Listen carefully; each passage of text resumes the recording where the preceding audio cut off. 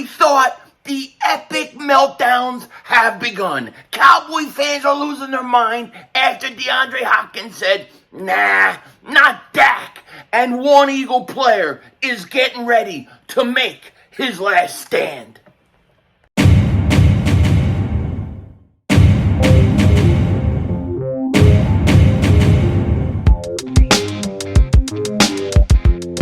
Dallas still stinks.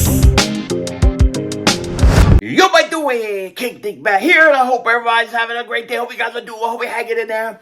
Just like we thought, the Cowboy fans were not going to handle the news that came out when Deandre Hopkins said, "Nah, not Dak." They are losing their minds, and we got proof.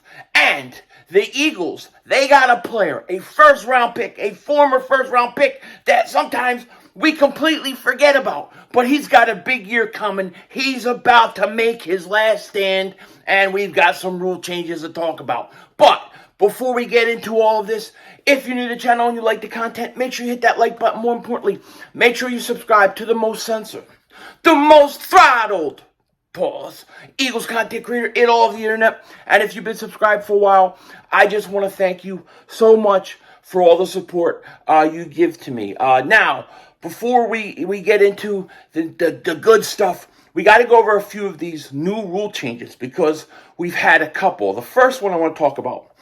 This one comes by Haason Reddick. Haason Reddick completely made the NFL have to change a rule. That and a lot of 40-winers tears, a lot of crying by the whiners. But the NFL owners have passed a bylaw that allows teams to have a third quarterback in uniform, a 47th active player on game days, in case of a worst-case scenario situation, like the 49ers in the NFC Championship game per NFL Network. All teams can now dress 3 quarterbacks moving forward. And you can thank one Haason Reddick for that because he basically knocked the 49ers into next year, okay? That was complete defensive domination. It wasn't lucky that the Eagles won that game. They didn't get a break. That was Haason Reddick going out and dominating. And can you believe some people actually try to say that this guy, Haason Reddick, is overrated? He's overrated. What a joke. What a total joke, okay? This is a guy that had double-digit sacks on 3 teams in 3 different years in a row. The only consistency he's had for 3 years is himself. All right? The guy's a stud. Absolute 100% stud. I love Haason Reddick. And the 49ers, they still have him in their nightmares. You know what I'm saying? But that's a new rule. And then this other one. Now, this one, in my opinion, is totally horrendous.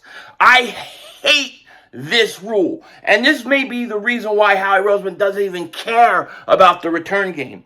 Ian Rappaport put this up. The NFL has passed a new rule instituting all fair catches and touchbacks come out to the 25-yard line on kickoffs. Source said, now, the same as the college rule, the thought is that this should make it safer, though special teams coaches around the league oppose the change. I mean, what's the point in having a good kickoff if you're always going to come out to the 25-yard line? And not only that, it's not like they're saying, okay, well, we'll change the rule that if you kick it out of bounds, it doesn't go to the 45-yard line. I mean, can you kick a kickoff out at the 2-yard line and have it down there? No. So a guy could get a kickoff. You could kick it off at the 5-yard line. All they have to do is fair catch, and it goes to the 25. I absolutely hate that rule. Just get rid of the kickoffs altogether. I would rather them just get rid of the kickoffs altogether and just after a touchdown, the other team starts at the 25. Do it that way. Why try to make it even relevant? Nobody's going to return. If you catch a ball at the 1, you're going to fair catch it.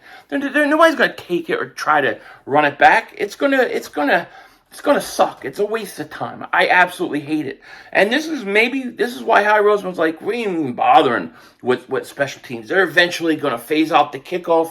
And then eventually they're going to phase out the punt return game. And that's what they're going to do. Who knows? But I absolutely in my opinion, hate this rule.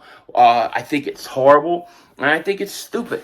I don't think it makes sense. Just get rid of the kickoffs.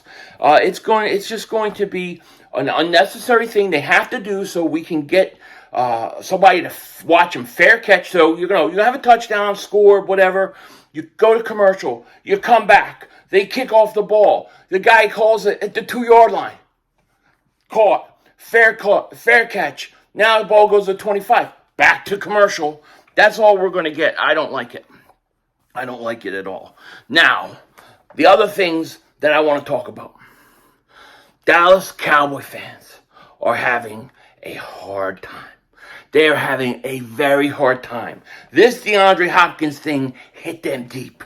It hit them really deep, okay? Because they're not used to players not wanting to come to Dallas. They're not used to the idea that players would actually want to play on other teams other than Dallas. See, they're stuck in the 90s. They're stuck in their glory days. Those days are gone.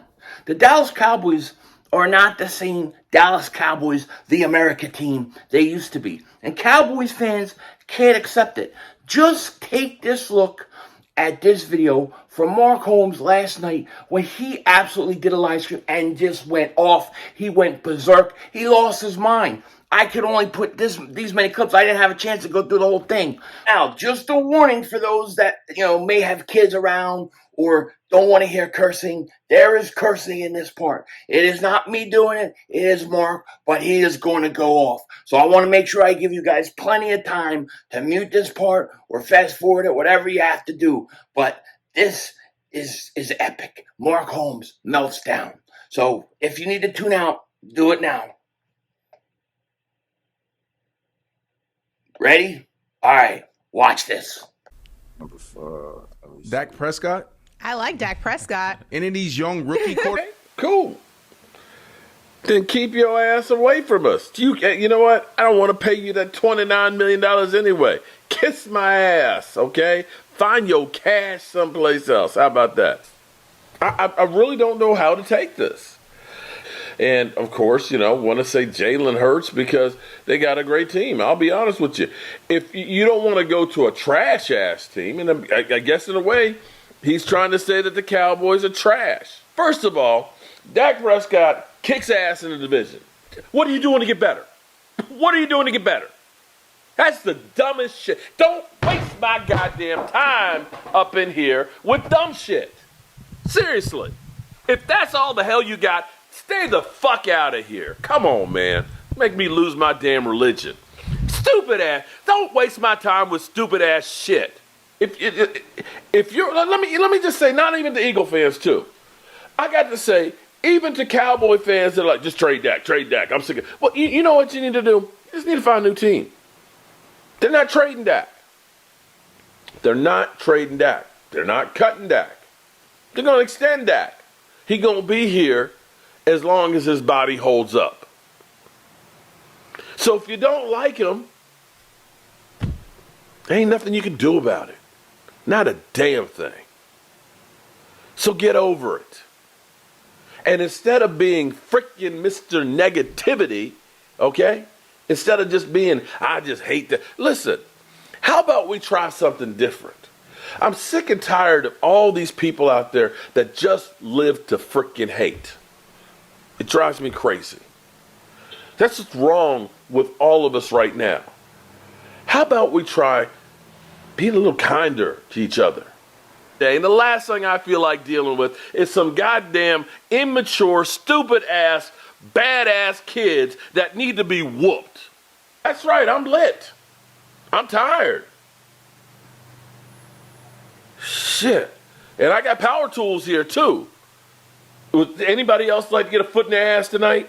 Crazy, right? Totally crazy. Cowboy fans, they're having a tough offseason. Tough draft, tough free agency. Well, they think they had a good free agency, but it's a beautiful, beautiful thing. What are you going to do? Now, we got to talk about a Eagle player who's making his last stand. This is his last shot to get it right. This is his last shot to make an impact. And I'm talking about a guy that I forgot all about was even on the roster. Derek Barnett. Derek Barnett got hurt last year. That was unfortunate. And he's coming back this year. Really, this is his last go-around with the Eagles. If he don't do anything this year, he's going to be out. And he's in a good position in that he's got Josh Sweat in front of him. He's got Derek Barnett. I mean, he's got Brandon Graham. I'm sorry, Derek Barnett. He's got Brandon Graham in front of him. He'll be rotating in. There's a lot of talent on that defensive line. The question is, will Derek Barnett finally break out? And, I don't know. I have had my issues with Derek Barnett. Let's just put that out front. I've had my issues with him because of the stupid penalties and stupid things that have happened on defense. But, for those who haven't been with me long, you should know that I was not very happy when the Eagles drafted him. Okay, so I want to put that out there so people know that. Matter of fact, this is my reaction. Come on, here we go.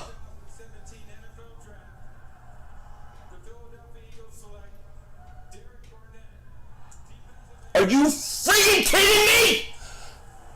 Are you kidding me? You cannot tell me that this is Howie Roseman. This is the most... So I wasn't too happy, but here's the thing. When you become an Eagle and you don those wings and you have that Eagles in front, I root for you. I'll get frustrated with guys. I'll talk about guys. I'll say things. But I always want the best for them. And I want Derek Barnett to come in. And I want him to go have 10-plus sacks. I want him to have a big year. I hope he does. I will be rooting for him. Even though he frustrates me sometimes with the dumb penalties, I always will root. Even with Aguilar, I rooted that he would do good. I wanted him to do good. Then he would frustrate me. Even Nate Gary, but he would frustrate me, And Derek Barnett, I hope he goes out, and I hope he has a big year. Derek Barnett's only 26 years old. He's 26 years old, and I think I would like him to come in and have a big year. If you look at his career, he had 5 sacks his rookie year.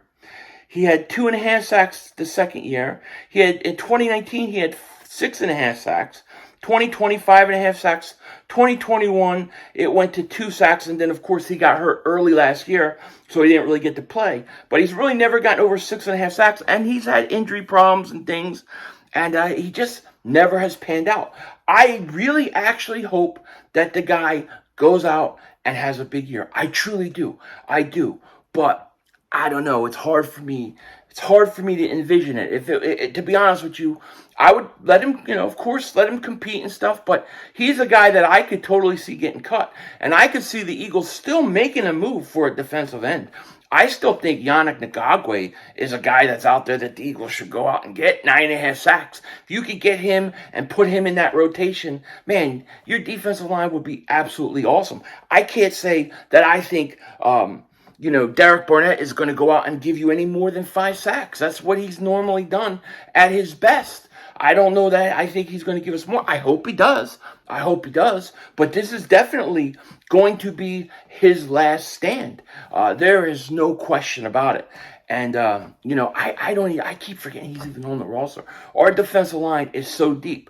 And I would like to see them bring in a Yannick Ngakoue. I mean, even Jadeveon Clowney's out there. I feel like we talk about him every year. I don't feel like really talking about him again because I just don't think the Eagles really want to bring him in. But a Yannick Ngakoue, to me, would be a perfect guy with 9.5 sacks. I think anytime the Eagles can bolster that defensive line, add depth to it, you can never have enough defensive linemen. So bring them in, and we'll see what happens. But Derek Barnett, he's making his last stand. And I'm going to tell you right now, I don't know. I don't know whether he's going to pan out or not. But I'm rooting for him. I will root for you. Wear an Eagles helmet. You wear that Eagles jersey. I will root for you. I might get on your ass. I might, say some things, but I always want them to do good at the end of the day. And then when they're gone, they're gone. You know what I'm saying? So it is what it is. But Derek Barnett, we are going to see what happens to him. It's going to be a very, very interesting camp and preseason. Can't wait to see it. With that said, take care. Talk to you later. Of course, don't be a dingbat. Remember, it's how we vision. We're all just living in it.